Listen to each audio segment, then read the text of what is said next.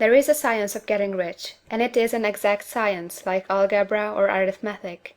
There are certain laws which govern the process of acquiring riches. Once these laws are learned and obeyed by any man, he will get rich with mathematical certainty. The ownership of money and property comes as a result of doing things in a certain way. Those who do things in this certain way, whether on purpose or accidentally, get rich, while those who do not do things in this certain way, no matter how hard they work, or how able they are, remain poor. It is a natural law that like causes always produce like effects, and therefore any man or woman who learns to do things in this certain way will infallibly get rich. That the above statement is true is shown by the following facts. Getting rich is not a matter of environment, for, if it were, all the people in certain neighborhoods would become wealthy, the people of one city would be all rich, while those of other towns would all be poor; or the inhabitants of one state would roll in wealth, while those of an adjoining state would be in poverty. But everywhere we see rich and poor living side by side, in the same environment, and often engaged in the same vocations.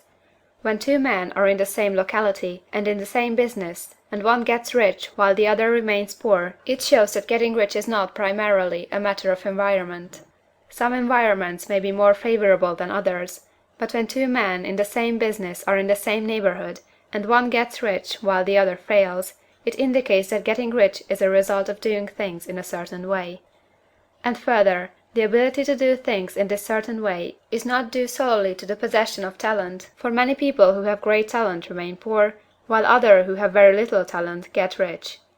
Studying the people who have got rich, we find that they are an average lot in all respects, having no greater talents or abilities than other men.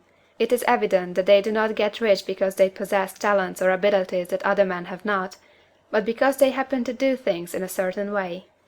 Getting rich is not the result of saving or thrift. Many very penurious people are poor, while free spenders often get rich. Nor is getting rich due to doing things which others fail to do, for two men in the same business often do almost exactly the same things, and one gets rich while the other remains poor or becomes bankrupt. From all these things, we must come to the conclusion that getting rich is the result of doing things in a certain way. If getting rich is the result of doing things in a certain way, and if like causes always produce like effects, then any man or woman who can do things in that way can become rich, and the whole matter is brought within the domain of exact science. The question arises here, whether this certain way may not be so difficult that only a few may follow it. This cannot be true, as we have seen, so far as natural ability is concerned. Talented people get rich, and blockheads get rich. Intellectually brilliant people get rich, and very stupid people get rich. Physically strong people get rich, and weak and sickly people get rich. Some degree of ability to think and understand is, of course, essential. But in so far natural ability is concerned, any man or woman who has sense enough to read and understand these words can certainly get rich. Also, we have seen that it is not a matter of environment. Location counts for something. One would not go to the heart of the Sahara and expect to do successful business. Getting rich involves the necessity of dealing with men, and of being where there are people to deal with. And if these people are inclined to deal in the way you want to deal, so much the better. But that is about as far as environment goes.